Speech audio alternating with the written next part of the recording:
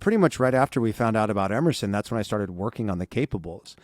And it was imperative that I had voices from the disability community there to help answer questions and to educate me and to help me see ways that I was getting it wrong. I mean, that even happened in our Kickstarter video. Everybody's different and everybody has different preferences and things they're okay with or things that bother them. And the only way you can find that out is by asking and engaging in conversation. And that's what I'm, they're kid superheroes. And, just like in, all superhero stories, there's typically like a villain, but in our books, the villains aren't people. They're like things and experiences that are scary for kids. So in the case, will there ever be an actual bully in form of a person? Because we know it will happen eventually. Will there ever be a story of failure just because there will be a time where she can do X activity and has to take a C? I think there will be moments where we will address, and I'm glad you bring this up because I think this is important, and it's something saying to your child, you just have to try harder. Let's just find another way.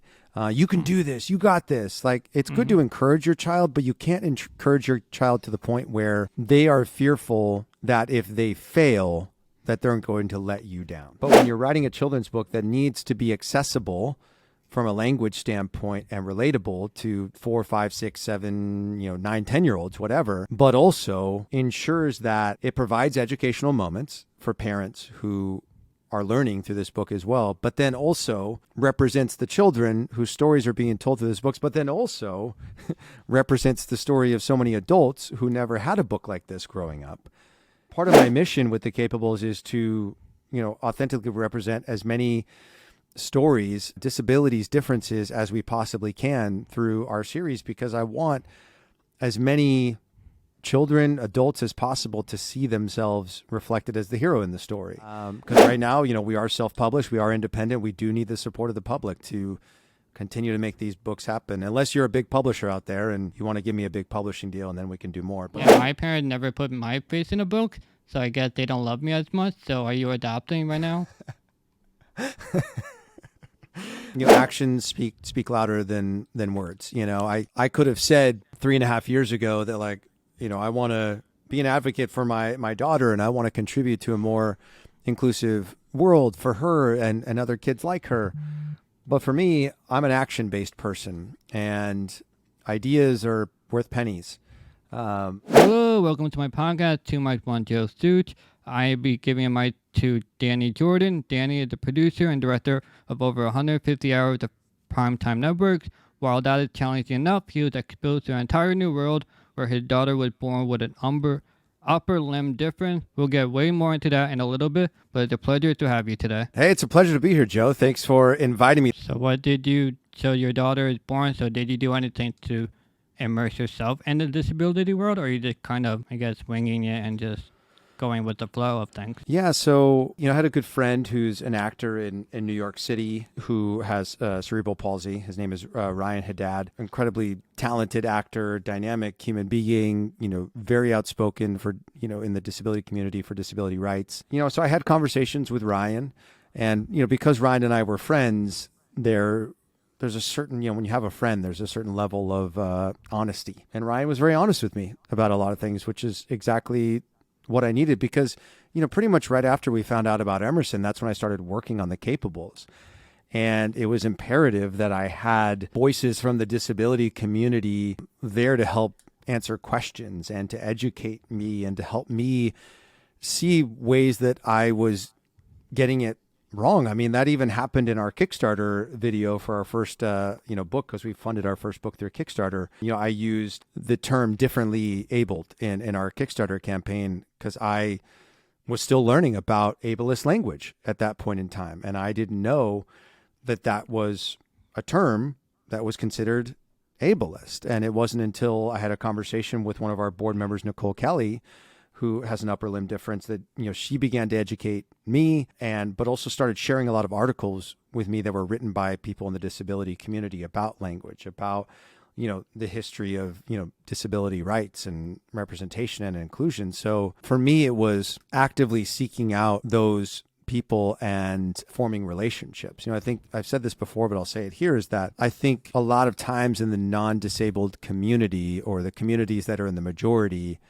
there's this sense that someone who's in the minority, whether it be disability, race, sexuality, like it's their job to like seek us out and educate us on what their lived experience is. And I think it's our responsibility to do the work, to find those people, to find those documentaries, those books, those, blogs, whatever it might be, to do the work on our own, to educate ourselves. I think that's our responsibility. And that was something that I committed to early on. And there were a lot of uncomfortable moments because it was something that I wasn't familiar with. And I'm still trying, the capables and the work that we're doing is constantly growing, as you know, Joe. Like, the language is constantly changing. And just because one person with a disability is okay with, I'm a disabled person versus I'm a person with a disability, doesn't mean that every person is okay with that. It's like we have to approach these conversations just like we approach every other human being in life, knowing that everybody's different and everybody has different preferences and things they're okay with or things that bother them. And the only way you can find that out is by asking and engaging in conversation. And that's what I'm committed to. It's why we have an advisory board, to ensure that everything we put in our books, from text to story to illustrations, authentically represents the people we're writing about in our books as much as we possibly can. Definitely important that you're immersing yourself in the world, because I feel like I'm not a good advocate because I'm very open to many things. But it happened a lot in the disability world. Everyone is offended by something, and you just kind of have to go with whatever it is. So like in my case, like people will be offended if you use the word disability. I'm like, that's who you are. Like, come on, just like, they call it as it is. Like I can understand, like, to be certain terms, like crippled is pretty derogatory, retarded is pretty derogatory.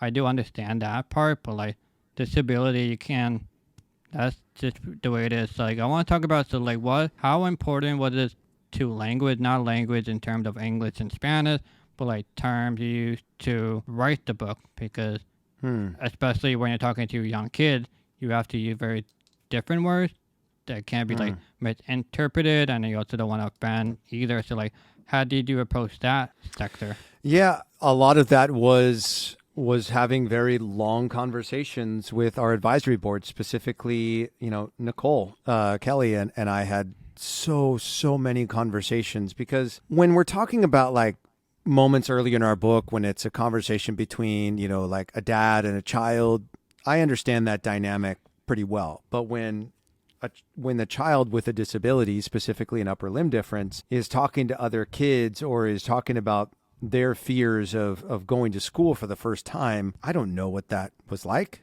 I was never that kid, but Nicole was. So a lot of what you experience in Ray's first day is sourced directly from conversations that Nicole and I had about what was it like when you went to school for the first time? What were questions that kids asked you? What was your response to those kids? How did your parents, what were things they did and said that helped? Where were areas that maybe it wasn't as helpful?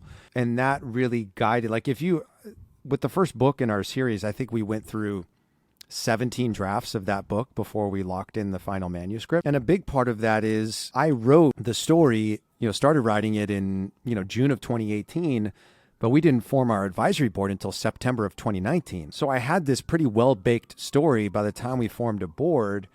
And once we formed the board, a lot of it needed to change because I frankly hadn't had these conversations up until then. So there were a lot of changes we needed to make about Ray's story and about her appearance and the reactions, the kids had to her in class.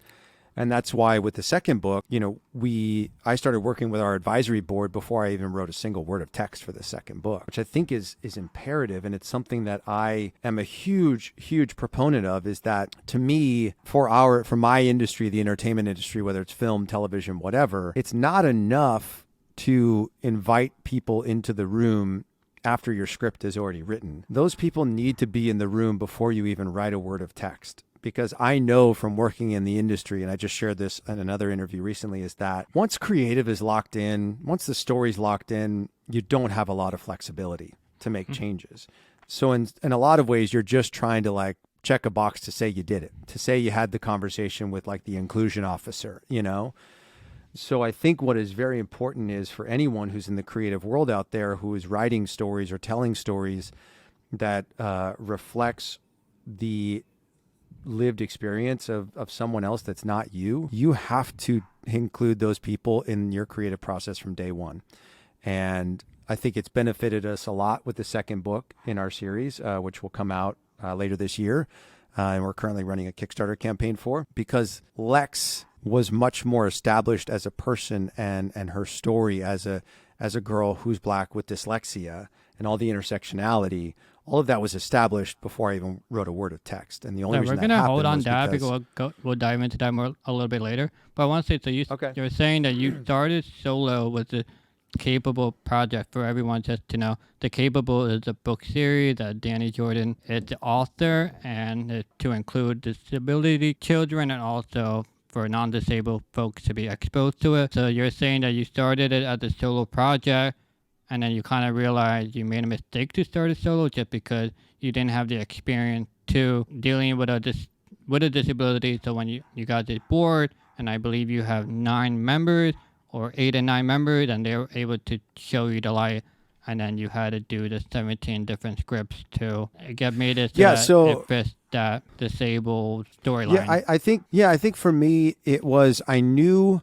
when I was writing the first book, and when I had sort of this bigger idea for the Capables, I knew early days that I wanted to work with individuals who had the lived experience that we were representing in our books. But when I first started writing the book, I didn't know what it was going to become. In some part of my mind, I had made this promise to Emerson that I would, write, illustrate, and print just one book that her and I could read together, where she would see a hero that looked like her. But then when we did the Kickstarter campaign, and all of a sudden, hundreds of people from all around the world start backing you, and then through that, it means that this book is going to go out into homes, schools, libraries all around the world.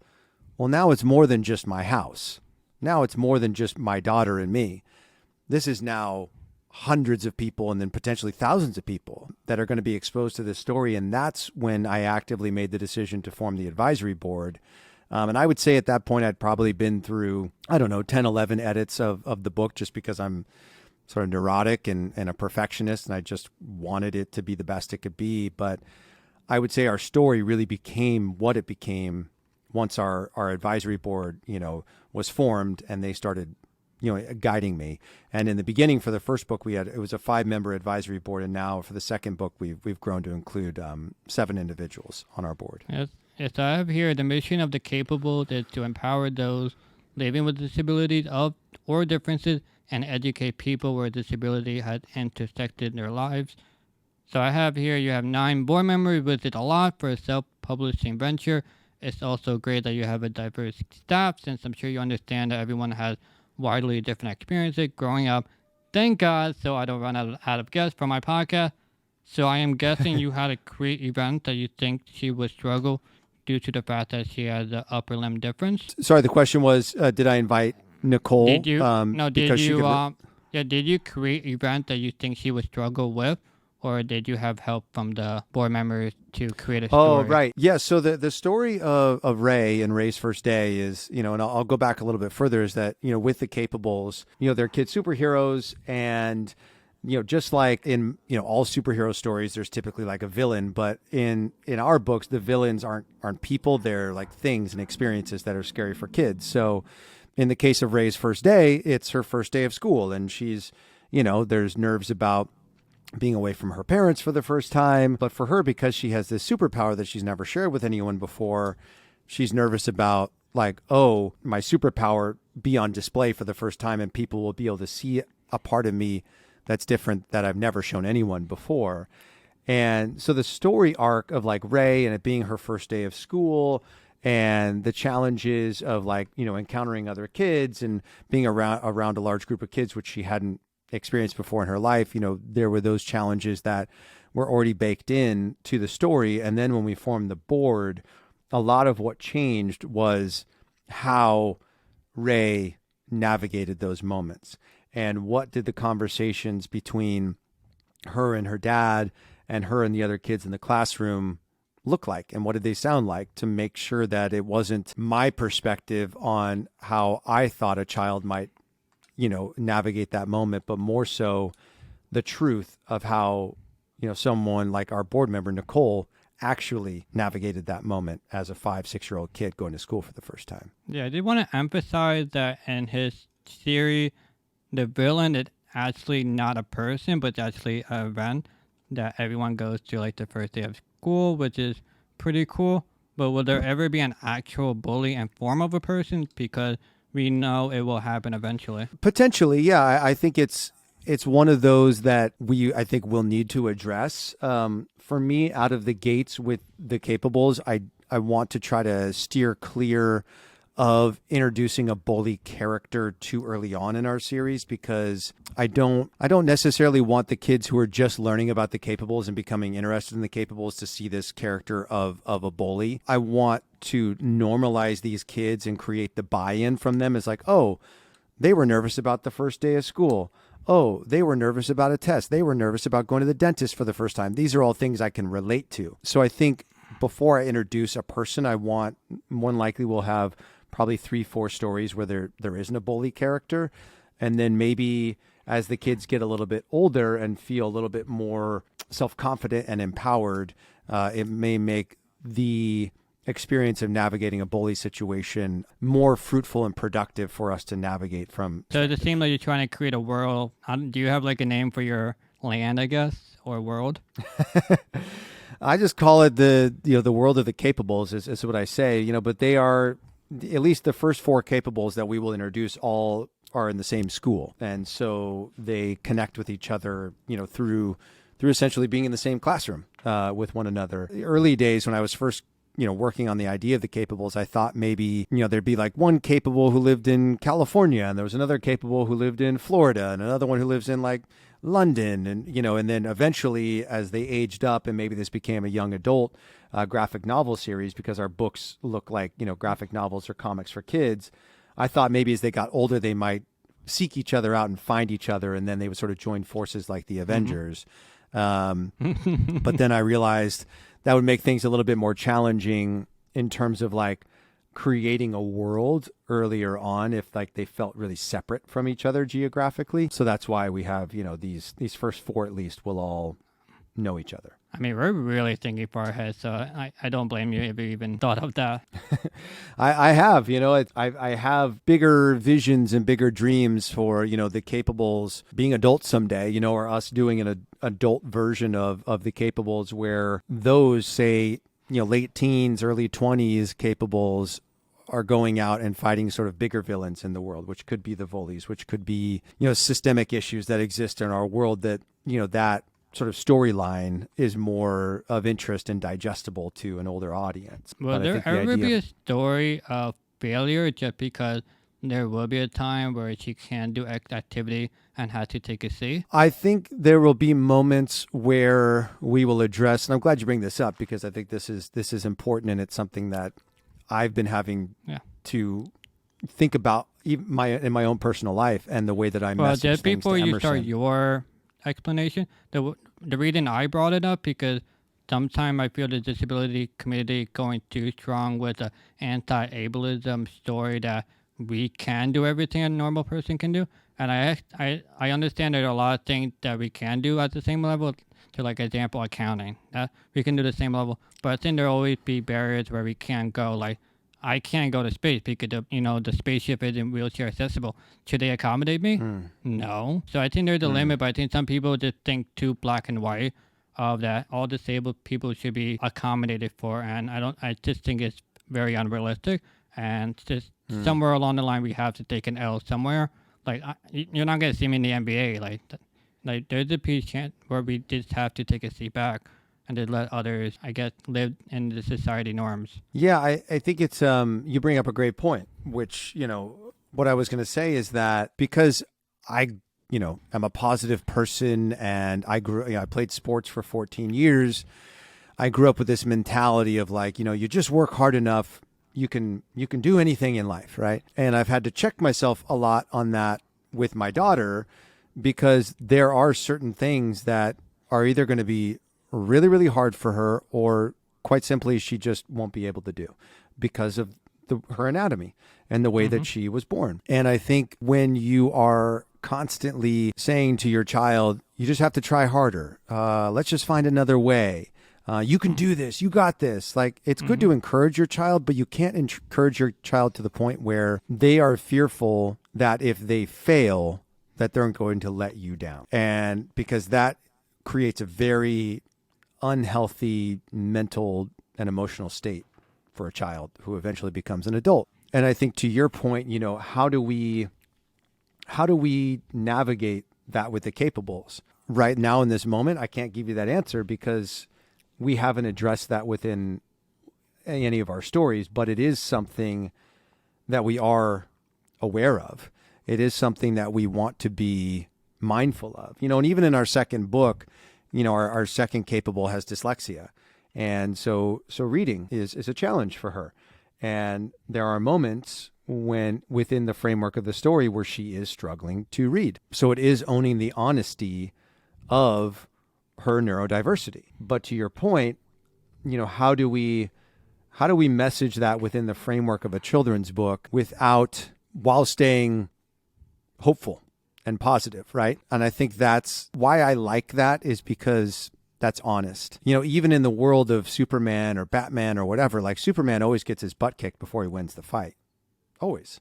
That's what makes us root for people, right? Is like the human element. But you have to be mindful of that as it pertains to disability in the framework of children's stories. And that's where, you know, if I chose to write a series of children's books that was like, you know, Georgie the giraffe who's learning how to count, you don't have to be mindful of a lot of things when it comes to that, right? You know, it's pretty straightforward. It's rhymey, it's fun, whatever. But when you're writing a children's book that needs to be accessible from a language standpoint and relatable to 4, 5, 6, 7, 9, 10-year-olds, whatever, but also ensures that it provides educational moments for parents who are learning through this book as well, but then also represents the children whose stories are being told through this book, but then also represents the story of so many adults who never had a book like this growing up. It is a lot to juggle. It's something I'm committed to, and I know that we won't always get it perfectly right, but I know that we are committed to getting it as right as we possibly can. I think that's what's important. Was it ever a thought of you to not want them to be special or not to be ostracized? Because when I was growing up, I never wanted to be special and blend in. Yeah, I think that's a great question. You know, in the framework of Ray's first day, and this was even a note that I got back from one of our advisory board members when we were first, working on revisions of the first book was, why don't you bring up Ray's disability earlier in the story? Because we don't talk about Ray's disability until probably about halfway through the book. And it's only in that section. It's only about like 2-3 pages. And then the remaining, part of the book doesn't say anything about Ray's disability. But for me, I think it's the balance between like, I didn't want to come out of the gates and say like, Ray was a child with a limb difference, because one, that's not how I describe my daughter to people. And, our story takes place in the family house as they're getting ready for school. I don't sit at the breakfast table with my daughter and talk about her limb difference. I just don't, because it's one aspect of who she is. Plus, Ray is a character by this point in time. She's 5 years old. She's navigated 5 years of her life. Like, this is she's never known her life any different, right? So I think for us, it's about normalizing it where we can and not even addressing it because it's not relevant to the story at that point, but also when those moments come up to talk about it. And I think for us, because we have that educational aspect of what we are doing, it is necessary for us to have those conversations within the framework of our book, and because it enables, I think, children want to be exposed, but it enables parents maybe who historically have wanted to have these conversations with their children or even with each other, but they're afraid to say something wrong. The text of our book enables them to have a conversation without realizing they're having a conversation. And that's why I think, at least for the framework of our story, speaking to the disability is important, and it's something that I think is imperative that we continue to do. I think that you definitely brought up some great points, and at the same you really research the topic of what's the best way to infuse reality, but also supporting them and also educating at the same time. Yeah, it is a very delicate balance, and it's one that we're still figuring out. We're, like I said, we're in the process of our second book right now, and we're figuring out what is the most authentic way for Lex's dyslexia to be represented within our story, and what is the most authentic way for a superpower to manifest that doesn't feel like the disability is what's giving her the superpower. Yeah, so let's talk about the 4 characters you have going on. So we have Ray, Right. upper limb different, Lex with dyslexia, Max with strabismus. For those who do not know, it is eyes that do not line up in the same direction, so they see 2 different objects at the same time, and Joey with autism. So my question to you is, where is Joe in the wheelchair? That's a great question. That is, I get asked this question a lot. And actually, I just did my first ever live reading of our book a few nights ago, which was an incredible experience. Yeah, I saw that. It looked amazing. And, oh my gosh. I will be totally honest with you. I got incredibly emotional. When I started to read the title of our book. I was sitting on stage in front of, like 100, students and parents, and I got emotional. This was the first time since we released our book in March of last year that I got to share it in the same physical space with people. And at the end, we did a Q&A, and one of the girls asked me, the little girls asked me, how much money do you make? Yeah, I did get asked that question. I'm glad you're reading my social media. I did get asked that question. Hey, I did my research on you. So how much money do you make? I appreciate that. I make a lot of memories. Fine. I'm happy to tell you at this point, we're a startup business. I haven't made any money off of this, but I'm totally okay with that. You have the Kickstarter. I think you raised $30,000. With our first book, we raised just over $19,000, and that went to paying our illustrator, our printing, all the shipping products, shipping the actual books. Like it's not a cheap endeavor, trademarking, I had no copywriting, idea. all that. Yeah, I had no idea. And then you have to sell a lot of books to even break even. So kudos to you for starting a project and lifting it off the ground. Thank you. Yeah, but at the event the other night, a little girl did ask me. She goes, "How many other Capables are there?" And I said to her, if it were up to me, there would be an infinite amount of Capables. I don't want to say like there's only 5 or there's only 6. My part of my mission with the Capables is to authentically represent as many stories, disabilities, differences as we possibly can through our series, because I want as many children, adults as possible to see themselves reflected as the hero in the story. And, we have bigger visions for what the Capables can potentially be in the world. Right now, the books are what we're focused on. And these are the first 4 characters because when I first had the idea for the Capables, I had a daughter that was born with a limb difference. And then I had a good friend who I met with a week after I first had the idea, who I found out had dyslexia. And then one of my good buddies, Eric, I had lunch with him and he told me he had strabismus. And then one of my best friends, his middle son is autistic. So that really informed where I went with the first 4 characters in the series. But, to answer your question, I would love for us to feature a Capable who is a wheelchair user, someone who is deaf, someone who is blind. Like there's so many stories that we can tell through our series. So as long as people keep backing us, because right now, we are self-published, we are independent, we do need the support of the public to continue to make these books happen. Unless you're a big publisher out there and you want to give me a big publishing deal, and then we can do more. The only requirement I have is that you let me keep my advisory board. That's my only requirement for any the advisory publisher. board is crucial to your developing. But I know you say you don't want a publisher because I know this limits your role into it, and then it will ruin the progress you made, and it probably wouldn't have turned out as great as it is now. It would be more of a, how much money can we make off of this with the least amount of effort? Yeah, I think for me, I'm not opposed to a major publisher. What I am adamant about is that they, as I just said, they recognize what our mission is.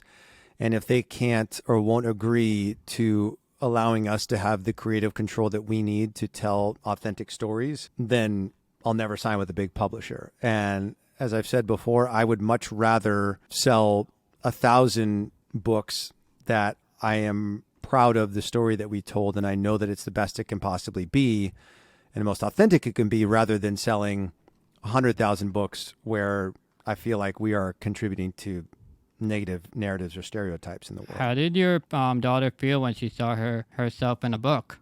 The first time she saw Ray was on my phone, actually. I've shared this video out there on social media. I was working with our illustrator, Augustina, who's just incredibly talented to sketch out what Ray was going to look like and what the world of the Capables would look like. And, one day I came home from work and I showed my daughter the phone with Ray, and she squealed. She was young at that point. I mean, she was only a year and a half, I think, when she got to see Ray for the first time. And I was, you're asking yourself a lot of questions about like, how should this character look and what color should their hair be and how big should their eyes be and should they smile and all these sorts of things. And then you show this image to your child and they squeal with delight. And that was all the confirmation I ever needed. And it's just really cool now to see Emerson react. If I do an interview for a TV show or whatever, or a magazine, and they share artwork of our book, she knows who Ray is. And she goes, "Hey, Ray." Like, it's just like Ray is a part of her life. And she'll grow up with a superhero that looks like her. And it's one of the coolest feelings ever. I bet she's going to put it on her resume forever. Yes, the inspiration for Ray in the Capable series. Yeah. Either that or she's just going to absolutely hate me when she's a teenager and be like, why would you ever do this? Maybe both. Who knows? I hope you make enough money to pay the therapy bill here. Ha! That's funny. Yeah, so like my Only time will tell. Yeah, my parents never put my face in a book, so I guess they don't love me as much. So are you adopting right now? Oh my gosh. Do you need to move into my house, or are you okay staying in New York?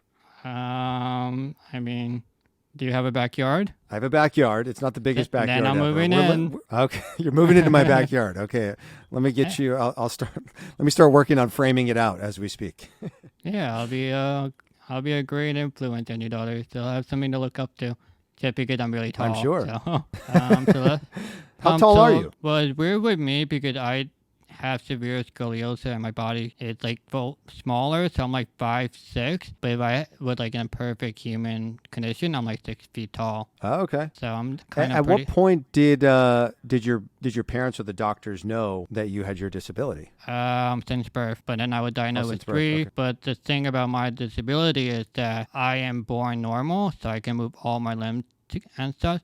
And then my condition is that the older I get, more bones are growing in my muscle, and the bones grow, locks my joints into place, and then I can't move them anymore. So like one big thing was when I was growing up, bones were growing in my spine, and when when you grow, your spine gets bigger, but my spine couldn't get bigger, so I had to form the scoliosis because my spine needed to go someplace. So I have severe scoliosis because of that. So that makes my height really, really small. So I should be like 5'11", 5'12". They can round it up to 6 feet because everyone loves that. But yeah, I'm a very tall person. It's a little difficult when I'm in a chair because I'm a longer person with my legs and stuff. But yeah, I am a tall person. Like I have long limbs. Yeah, we must be have similar DNA. I'm a long and lean person as well. Yeah, it's just weird. Like my dad is like almost 6 feet, so I'll probably be as tall as him. It's unfortunate the way all of this happened, but hope maybe there'll be a future where I can get surgery and be 6 feet tall again. Because we all know like short guys have great personalities. so I live my life mostly short. So if I can being 6 feet tall and a great personality, that's just a killer combination right there. That's like Jim Carrey says in Truman Show, looks and personality, double threat kind of guy. Yeah, it's just, God couldn't give me that power, so he had to like either give me a personality or a height, not both, so here I am. Do they know what the cause is of your disability? It's a DNA, so what happened is they did gene that doesn't turn off, so my body, when it repairs itself, just regular thing. Your body is supposed to replace it with muscle, but in my case, it's to replace it with bone.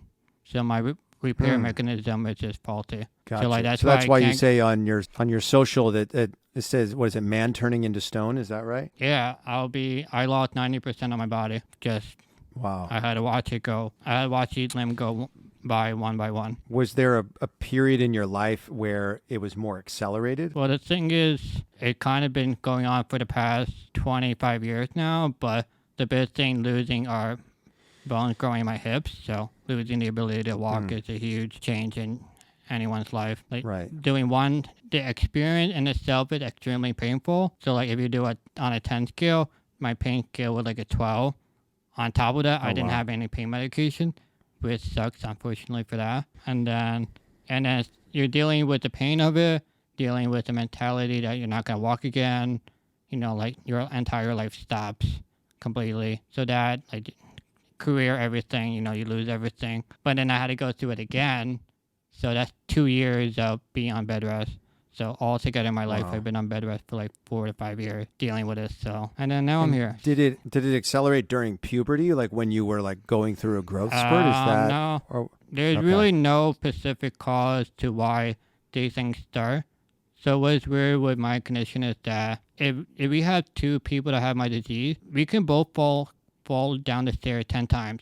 You know, I could get it. It's called a flare where the bones start forming. So I could get a flare on the first fall.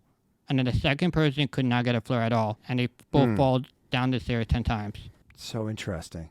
So, like, there's no cause for me why bones are growing. It's a repair mechanism, but most of the time it just starts growing out of the blue. But it also does happen when you do harm yourself. So I can't get any shots. So I couldn't get the COVID vaccine. Is that why you couldn't take pain medication? Or I couldn't take pain medication because I needed much stronger pain medication, and no doctor wanted to give it to me. Gotcha. Wow. Because they didn't want to deal with the like stress of giving me pain medication. Okay. And do you take pain medication now?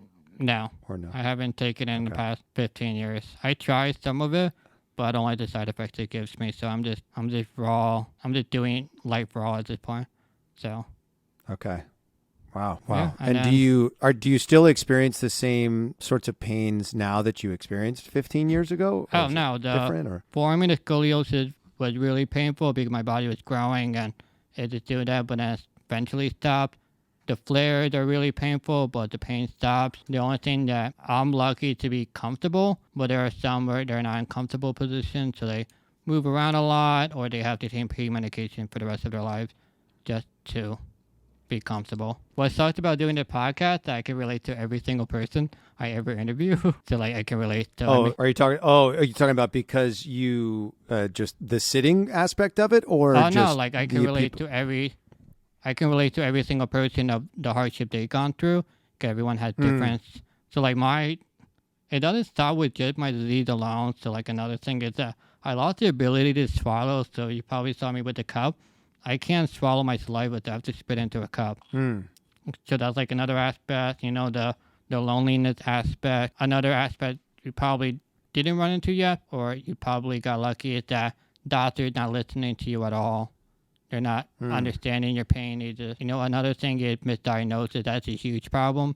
If you get diagnosed with the wrong problem, that could send you put with medication that will do more harm to you than good. Sometimes it doesn't answer whatever's happening. Sometimes there is a medication that can help, but they don't know that you have the disease. Another thing is some diseases, if you find out early enough, you can actually prevent them from getting severe, so you can live a much productive life later on. But so there's this thing called newborn screening. So every time a child is born, they take the blood and diagnose you with these diseases if they do have at birth. Right.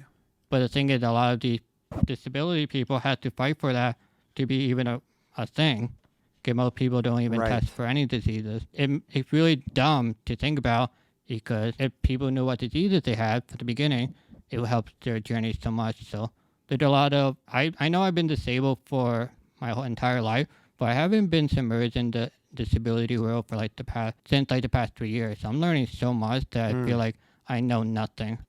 So I feel like it's a conversation that hasn't been happening, you know, from the non-disabled community into the disability community and vice versa. But also it seems like there's a lot of conversation happening within the disability community now that historically hasn't happened.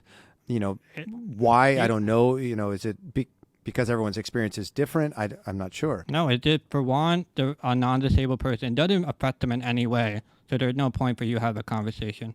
Well, now a little bit since you have a daughter, but if you didn't have that daughter, you wouldn't know about it. And you wouldn't really care about it either because it doesn't affect you. And it's nothing on your character or anything, but that's just the reality of things. It's kind of the same with what's happening in Ukrainian. It doesn't affect us, so it's like not that big of a deal. It is a big deal, but like there's really nothing we can do about it. And two, the disability community, we're kind of talking about it, but a lot of people talk, but to actually go to Congress and fight for your right, it's extremely exhausting, intimidating to talk to a congressman. You know, there are some that are fighting for, there was this lady and she was fighting for 3 years to have her formulas covered. And then she like called to ask about it. And the guy go, what are you trying to cover for? And like, they've been talking for the past 3 years. So it's a lot of them just not listening to you and it doesn't affect them. So why should they care? And when they pass a bill, they never pass one bill on a section. They throw like 20 things into it. And it's just really complicated. And it's a huge, it's exhausting. And then especially if you have a rare disease, you're dealing with your illness and that's exhausting enough. Dealing with life, that's exhausting. And then dealing with the medical community is exhausting. Like doctors not listening to you or you're not feeling well. And that's very exhausting. Right. And then there's some people that do the extra effort of, you know, going to Congress. That's like some of the chronic ill people are really stepping up to really make a difference. And you know, like it's huge props to them. Like even like I know I had my fair shit in my life, but sometimes I can't even relate to these people because they're really fighting for basically disabled people, and it's amazing to see what they are capable of doing. If they're doing so well with a disability, imagine them without one. Like they'd be unstoppable. Yeah, I mean, there are so many warriors doing incredible work out there. I think Nicole, who's on our board, she shared that with me a while back. She said, you know, a lot of, you know, the people who, you know, sort of like the disability community is going through their version of the civil rights movement currently, and these people who will be talked about in history books, you know, 20, 30 years from now, those people are living legends and living heroes right now who are doing all of the necessary hard work to move the needle. It's a very much a group effort. Maybe one will get the recognition for it, but it's really a group effort. We're talking about thousands of people fighting to share their stories and push the envelope forward. And what I see in my case is I'm just trying to help push the conversation forward of having the raw medium of it. Because I feel like some people are too soft on the subject, especially when you're like interviewing someone. Like I'm sure your experiences, I did talk to you about your daughter and all the great things. Like I'm here for the raw conversation. Like how did you feel when you had your daughter? Like it's an uncomfortable position, and like I feel like a lot of people are just they're not being their true selves online. And like I know there's the truth out there, and I just have to find someone that's willing to talk about it because that's just difficult to raise a disability child. There's no denying that. Like, I'm sure you're going to have times where you hate your daughter. Does that make you a bad person? Absolutely not. But that's just human nature at this point. Like, I had times where I hated my parents, too. That's human nature. That's just normal thing. Like I can say that you're going to do everything you can for your daughter because you love her and really appreciative of it. But you're always going to have those times where, like, you don't want to do this anymore. And those really dark moments. Like, I'm sure you had times where you wanted to just run away, too. That's normal too. Yeah, I don't know if it's like a genuine want. I think it's just, it's fear, you know, it's fear of navigating a new situation. It's emotions, you know, and I think sometimes it's easier to dissociate yourself, you know, mentally, physically, emotionally from a situation than actually going head first into it, you know. But I know for me that even though there's moments where I get frustrated with my daughter or get frustrated with my wife, like at the end of the day, like I love them incredibly. And that's, you know, that's what I focus on, you know, like, and I know there's going to be moments just like when I was a kid, like you said, like there were moments where I was just upset at my mom. I don't think I ever hated my mom. It's just, it's part of growing up, you know, it's part of transitioning and evolving as a human being. It can be a painful experience, and it's easy as sometimes to be upset at the people that you know the best and you're most comfortable with, because they're the ones you have one access thing to have to. feelings, how you feel, but it's also different on your action too. Yeah, I mean, like to me, you know, actions speak louder than words. You know, I could have said 3.5 years ago that, like, you know, I want to be an advocate for my daughter, and I want to contribute to a more inclusive world for her and other kids like her. But for me, I'm an action-based person, and ideas are worth pennies. Anybody can say anything, but like to actually go out and do it. And that doesn't mean like if you're a parent out there that like you have to go write a children's book to be considered someone who's advocating for your child, but you can be actively involved in their life. You can be actively involved in the doctor's appointments and asking questions. You can be actively involved in advocating for them at school to make sure that they have access to all of the things that they need. Or even before they go to school, what about all the other kids who are currently in school, navigating a similar situation to your child? I You think can be active by educating yourself. Yeah, I think it really did come down to how much effort you put in. If they'll see that you're putting effort into it. You were raised in the normal world and you had you had when you went to camp, but if they see that you're trying and it's okay to not to have the answer, or maybe you said the wrong thing at the wrong time, but if you just give them, if you show them the effort and they see the effort, I think that would make sense. And also that you're not running away and creating a safe environment. I think those are the two biggest things you can provide to any child, and the rest it kind of just falls through the cracks at times. But as long as you have that solid foundation, I think you can do so much with it. Yeah, I agree 100%. Like you have to be proactive. You have to be involved. Kids see and hear everything, and they're going to, and the biggest thing for me with this whole, taking action of going to therapy and having conversations with people from the disability community and having conversations with myself and allowing myself to feel uncomfortable was, one, I wanted to be the most authentic version of myself I could be, but also knowing that someday my daughter is going to ask me how I felt when we found out about her. How did I navigate it? Was I disappointed? Was I sad? And I want to be able to give my daughter a real answer, not some cookie cutter, the world is, sunshine and roses all the time sort of answer. I want to be honest with my child.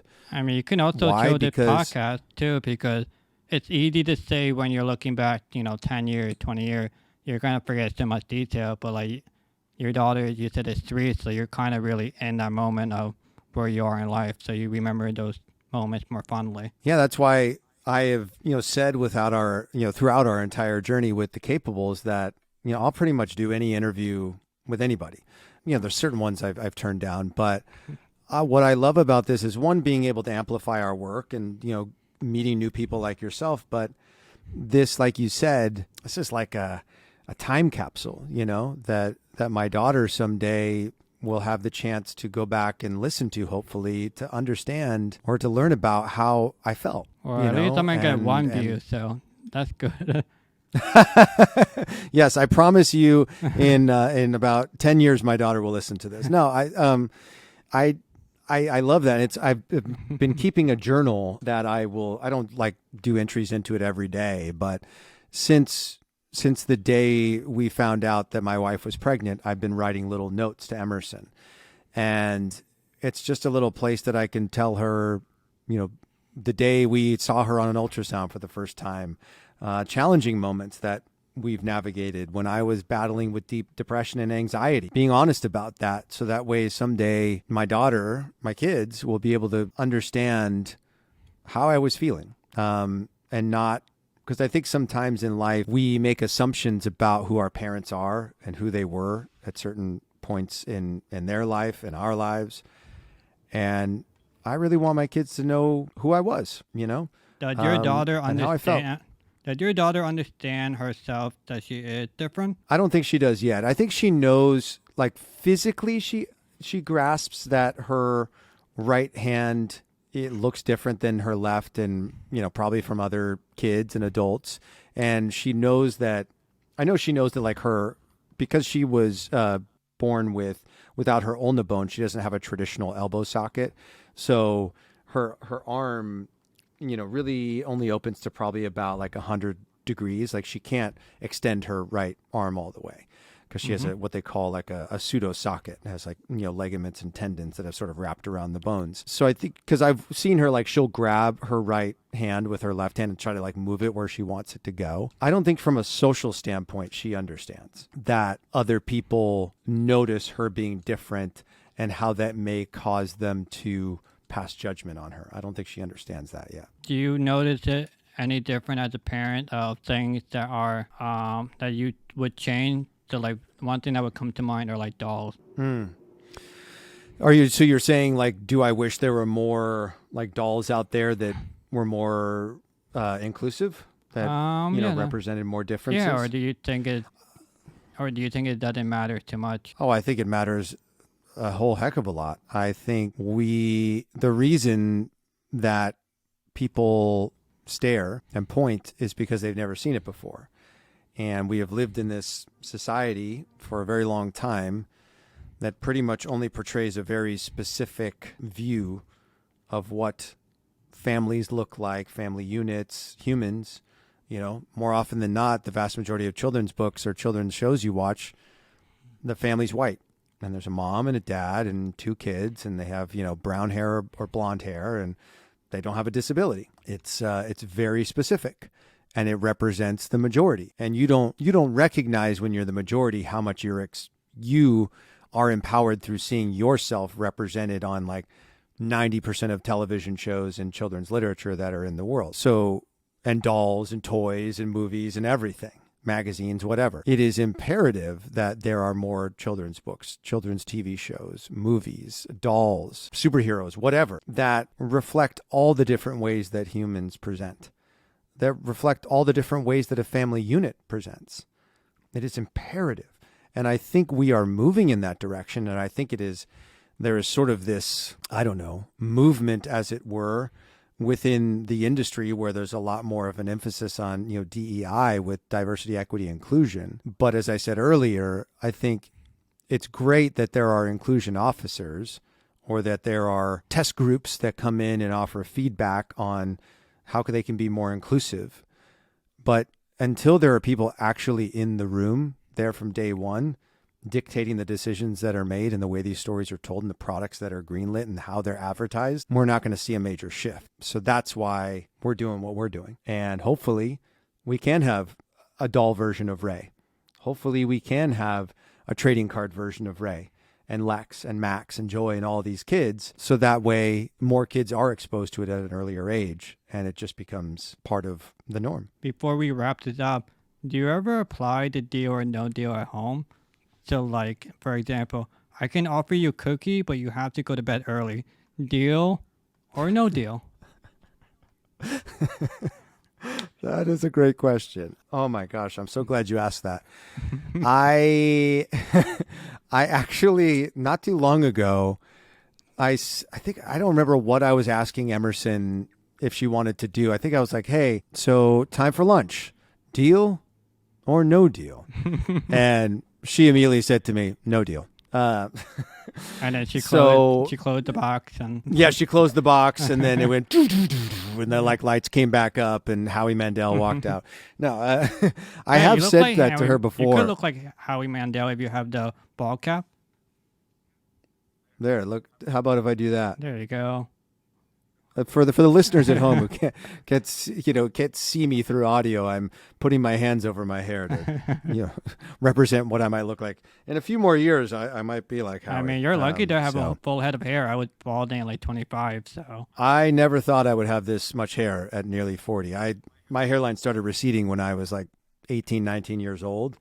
And for some reason, it just sort of stopped. I don't know why. Probably because I took Propecia for a little while. Maybe that helped. I don't know. Well, all the guys are jealous of you right now. I know, it's so funny because like when I look at my hairline, all I can see is like the parts that have been receding. But, we're our toughest critics. So anyway, that's not why people are listening to this podcast, is to hear about my hairline. So or another example I have here is when your wife was coming home after birth. So do you go, move that bus? I think the last thing you should ever say to a woman is move that bus.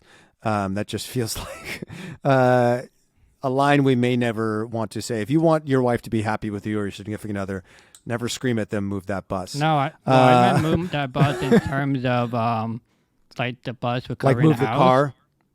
No, it was Yes, covering yes, the yes, house, yes, and yes. then they moved the bus, and then I don't know, you have like flowers or something. You know, I never did that after the baby was born, but my wife and my daughter Emerson did get to come to one of the reveals, the Move That Bus moment for our reboot season of Extreme Makeover Home Edition, and that was really cool. Somewhere on my social media, I have a picture of the three of us standing next to that iconic bus. But I've never shouted it at home. Maybe I'll do that tonight, and I'll see how my wife reacts. And if she slaps me, I'll make sure to tell her it's your fault.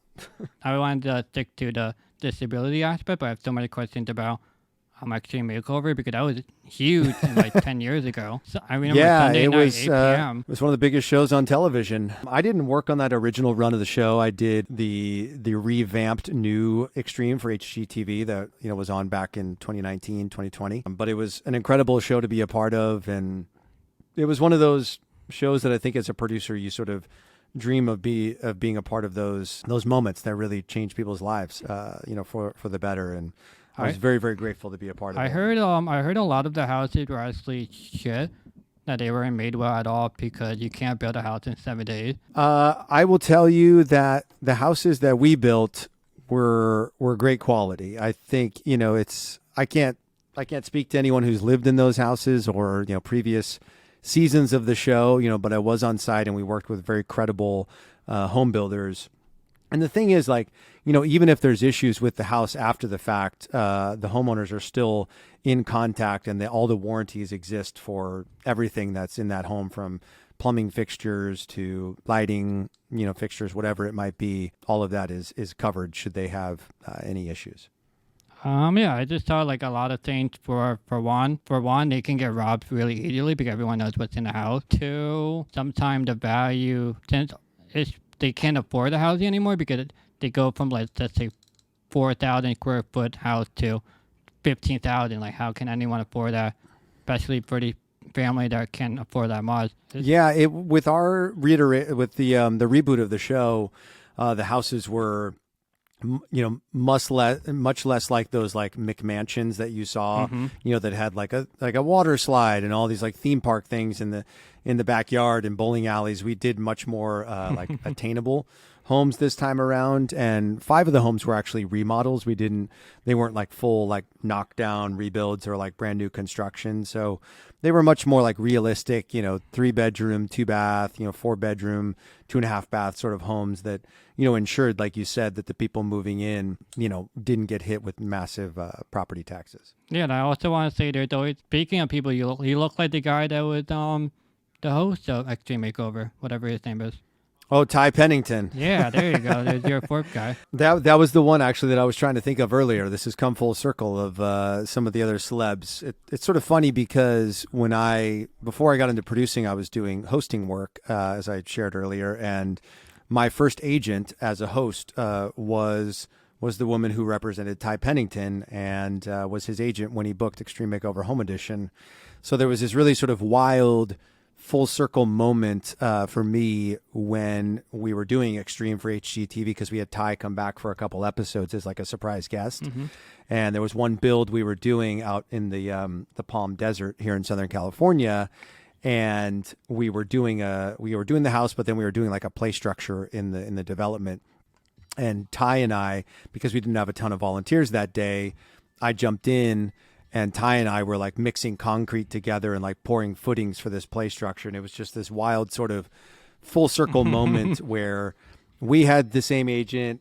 She wanted me to be the next Ty Pennington. Now, all these years later, I'm producing Extreme Makeover Home Edition that we brought Ty back into, and now him and I are building a playground together. It was sort of a fun full circle moment for sure. So before I take the mic away from you, is there anything you want to say, promote, any words of wisdom, the winning lottery numbers? The mic is all yours. Yeah, I would just say if you're interested in learning more about The Capables, you can check out our website, thecapables.com. You can also follow us on all social media platforms at The Capables. If you want to connect with me personally, Instagram is the best place to do that. I'm at Danny Jordan. Depending on when this episode comes out, we have a Kickstarter campaign that is ending on March 18th. So if you want to support us and get a copy of the second book in the series, you can go over and click the link in our bio on Instagram and get connected to our Kickstarter. In terms of words of wisdom, I would just, encourage, people who are in the non-disability community to educate themselves. I encourage everybody to be more inclusive, more empathetic, and do whatever you can to be kind to others. You don't know